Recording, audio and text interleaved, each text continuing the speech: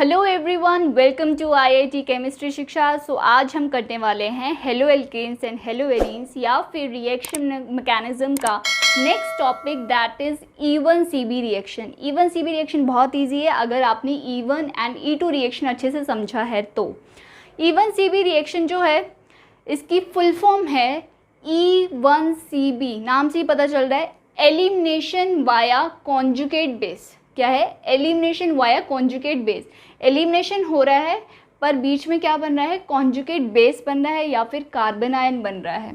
तो E1CB reaction को जो मैं पहले एग्जाम्पल से समझाती हूँ, उसके बाद ये थ्योरी आपको ऑटोमेटिकली समझ में आ जाएगी। देखो क्या है, ये है हमारे पास एल्काइल हैलाइड। फाइन, जहाँ पर ये X क्या होता है? कोई भी हैलोजन होता है, फ्लोरीन, क्लोरीन, ब्रोमीन, आयोडीन, और ये क्या है? एल्काइल हैलाइड है।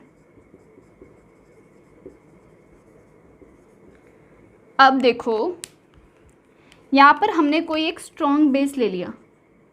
क्या ले लिया? स्ट्रॉन्ग बेस ले लिया।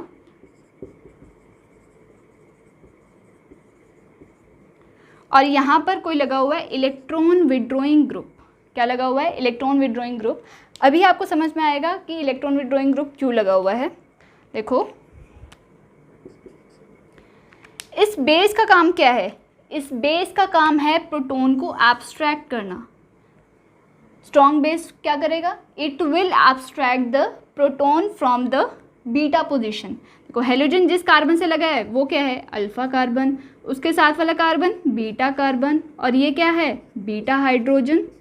तो बेस का काम क्या है? बीटा हाइड्रोजन को एब्स्ट्रैक्ट कर लेना। तो जैसे ही एब्स्ट्रैक्ट होगा तो क्या बनेगा?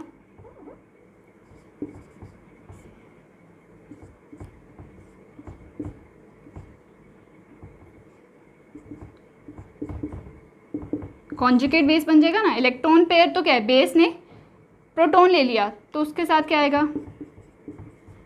बेस पे आएगा पॉजिटिव चार्ज, और इस कार्बन पे कैसे आएगा? Negative charge.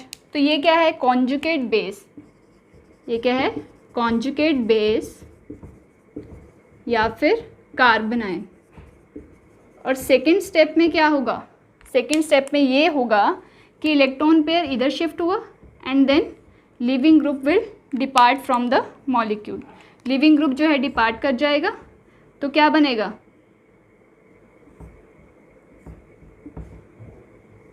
Leaving group depart कर गया,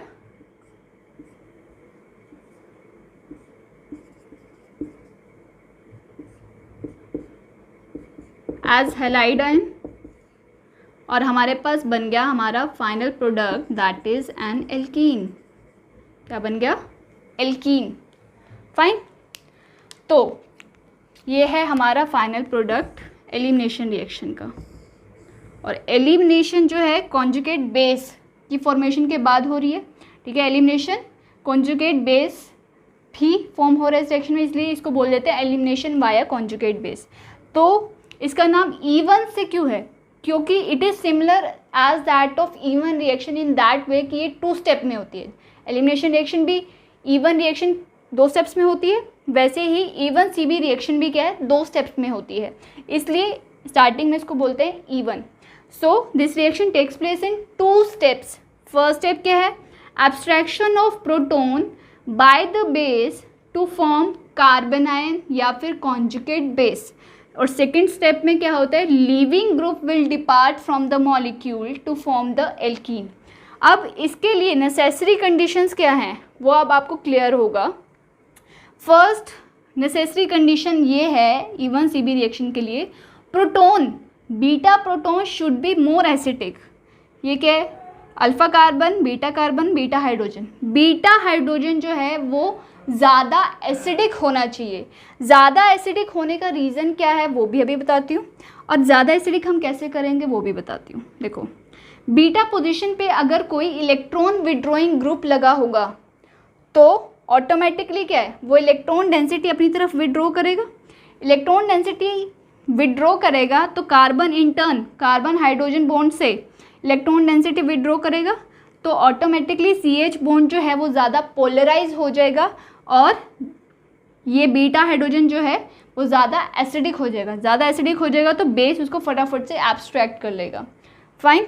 तो इलेक्ट्रॉन विड्रॉइंग ग्रुप अगर बीटा पोजीशन पे लगा हुआ है तो it will make the beta hydrogen more acidic.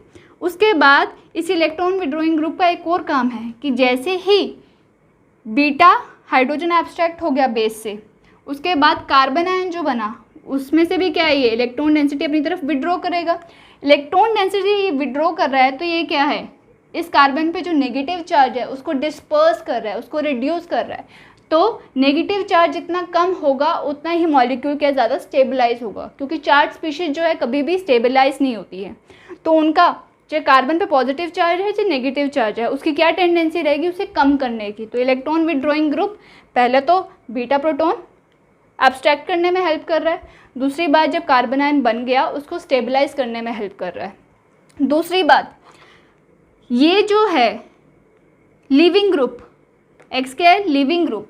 Leaving group should be a poor leaving group, it should be a poor leaving group. Poor leaving group क्यों होगा, देखो OH है, जैसे यहाँ पर मान लो यहाँ पर OH लगा हुआ है तो OH पुअर लिविंग ग्रुप है। अगर OH लगा है तो रिएक्शन होगी E1CB मैकेनिज्म से, और अगर OTS लगा है तो रिएक्शन होगी E1 मैकेनिज्म से। क्यों, देखो अगर ये गुड लिविंग ग्रुप होगा तो गुड लिविंग ग्रुप होगा तो ये पहले ही भाग जाएगा, it will leave from the molecule first, और उसके बाद जो कोर्स ऑफ रिएक्शन होगा, कार्बोकेटाइन की फॉर्मेशन हो गई, उसके बाद क्या है, एब्स्ट्रैक्शन ऑफ प्रोटॉन। तो रिएक्शन का जो कोर्स है वो कैसा हो जाएगा, E1 मैकेनिज्म से हो जाएगा। पर अगर ये पुअर लिविंग ग्रुप है तो ये वेट करेगा कि बेस पहले जो है प्रोटॉन एब्स्ट्रैक्ट करेगा, फिर कॉन्जुगेट बेस बनेगा, उसके बाद जो ये पुअर लिविंग ग्रुप मॉलिक्यूल से डिपार्ट करेगा। तो E1CB रिएक्शन के लिए आपने दो चीज़ें नोटिस करनी है कि मॉलिक्यूल में एक स्ट्रॉन्ग बेस प्रेजेंट है, और बीटा पोजीशन पे, एल्काइल हैलाइड में बीटा पोजीशन पे अगर कोई इलेक्ट्रॉन विड्रॉइंग ग्रुप प्रेजेंट है, और तीसरी बात ये कि अगर एक पुअर लिविंग ग्रुप मॉलिक्यूल में प्रेजेंट है then reaction will definitely proceed via E1CB mechanism. Conditions पढ़ देती हूँ मैं।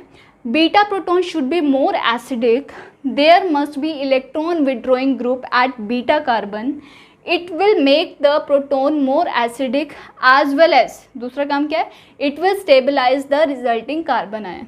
दूसरी चीज़ ये है कि there must be poor leaving group, poor leaving group होना चाहिए so that it will wait for the abstraction of proton by the base, else leaving group will leave first and reaction will proceed via E1 elimination। तो hoping E1CB reaction आपको clear है। इसके बाद हम examples पे आ जाते हैं, फटाफट से इसका screenshot ले लो।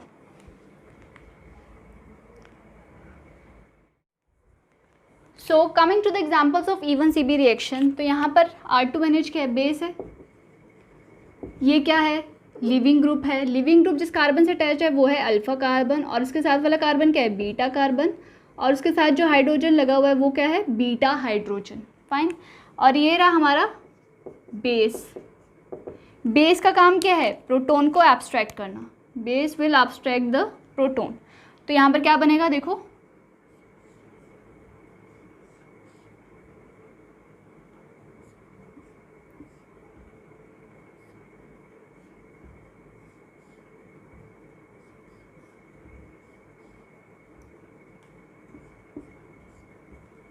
यहाँ पर बना कॉन्जुगेट बेस,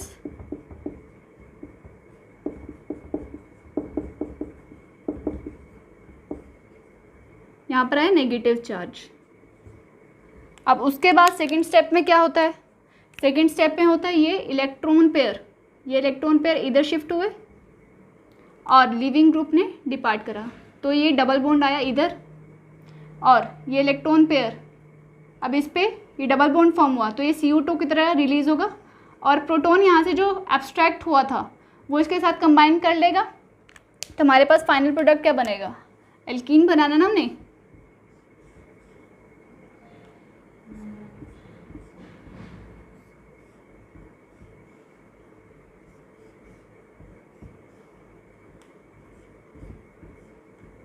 तो यहाँ पर बन गया एल्कीन, डबल बॉन्ड यहाँ पर आ गया ना, plus CO2 plus NH2 CH2R। Fine. तो ये हो गया फर्स्ट एग्जाम्पल। अब सेकेंड एग्जाम्पल पे देख लो, ये है हमारा लिविंग ग्रुप। लिविंग ग्रुप के साथ वाला कार्बन अल्फा कार्बन, ये है बीटा कार्बन, और बीटा कार्बन के साथ वाला जो हाइड्रोजन होता है वो क्या होता है, बीटा हाइड्रोजन। ये क्या है, बेस। बेस, और देखो यहाँ पर बीटा हाइड्रोजन को एसिडिक बनाने के लिए क्या लगा हुआ है, एक इलेक्ट्रॉन विड्रॉइंग ग्रुप भी लगा हुआ है। तो डेफिनेटली मैकेनिज्म क्या होगा, E1CV मैकेनिज्म। तो पहला काम तो क्या है, बेस का काम है प्रोटॉन को एब्स्ट्रैक्ट करना। तो एब्स्ट्रैक्ट करा, तो यहाँ पर क्या होगा, कॉन्जुगेट बेस।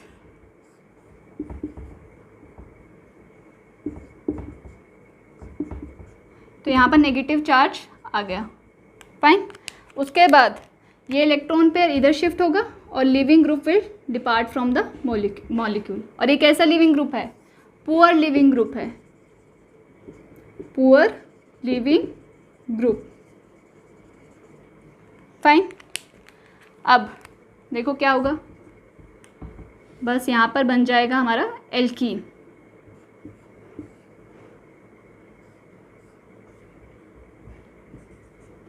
और यहाँ पर क्या आ गया, डबल बॉन्ड आ गया। तो ये बन गया हमारा एल्कीन फाइनल प्रोडक्ट। क्लियर। अब आ जाओ नेक्स्ट एग्जाम्पल पे। यहाँ पर OTS क्या है, लिविंग ग्रुप। ये क्या है, अल्फा कार्बन, और इसके साथ वाला कार्बन बीटा कार्बन, और ये क्या है, बीटा हाइड्रोजन।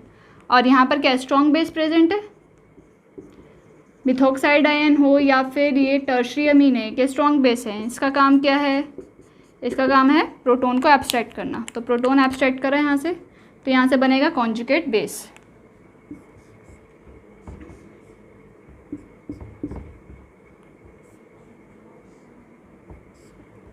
तो यहाँ पर बन गया हमारा कॉन्जुगेट बेस।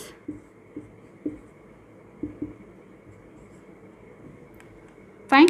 और फिर इलेक्ट्रॉन पेयर क्या है, इधर शिफ्ट होगा, इलेक्ट्रॉन पेयर इधर शिफ्ट हुआ and living group will depart from the molecule. तो इसको कंप्लीट कर देती हूँ मैं, बस आपने बीटा एलिमिनेशन देखना है, ठीक है। उसके बाद हमारे पास जो फाइनल प्रोडक्ट बना ये।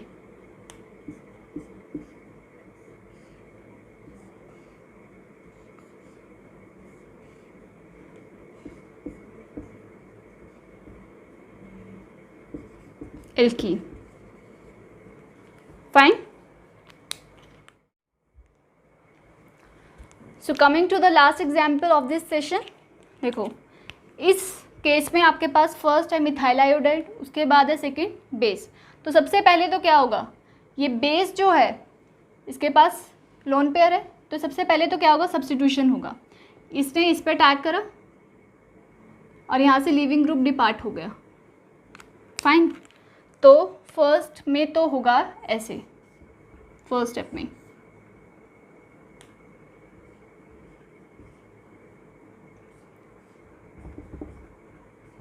CH3 CH3 CH3, और नाइट्रोजन पे कैसे चार्ज आएगा, पॉजिटिव चार्ज। फाइन। अब देखो ये इलेक्ट्रॉन विड्रॉइंग ग्रुप पहले से ही प्रेजेंट था, अब इस पे पॉजिटिव चार्ज जनरेट हो गया, तो ये भी एक इलेक्ट्रॉन विड्रॉइंग ग्रुप बन गया। तो इलेक्ट्रॉन विड्रॉइंग ग्रुप यहाँ पर 2 हो गए, जिसकी वजह से ये क्या है, अल्फा कार्बन, ये है बीटा कार्बन, और ये है बीटा हाइड्रोजन। तो बीटा हाइड्रोजन और भी ज़्यादा एसिडिक हो गया। उसके बाद सेकेंड स्टेप में क्या है, बेस सोडियम हाइड्रोक्साइड। तो base will abstract the proton. Base ने प्रोटोन एब्स्ट्रैक्ट करा, तो क्या बनेगा, कॉन्जुगेट बेस, कार्बन आयन बनेगा।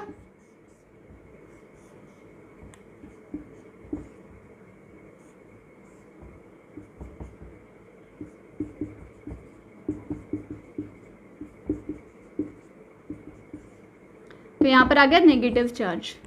उसके बाद क्या होता है सेकेंड स्टेप में, ये इलेक्ट्रॉन पेयर इधर शिफ्ट हुआ and living group will depart from the molecule. तो हमारे पास जो फाइनल प्रोडक्ट बना वो क्या बना, ये एल्कीन फॉर्म होगा ना, यहाँ पर फॉर्म हो गया एल्कीन। ये बन गया हमारा final product. Is that clear? So this was all about E1CB reaction. Hoping it is very clear to you. For further lectures, stay tuned with IIT Chemistry Shiksha, and if you like my channel, then don't forget to subscribe it and share it with your friends, क्योंकि पढ़ेंगे हम सब तो बढ़ेगा India. धन्यवाद।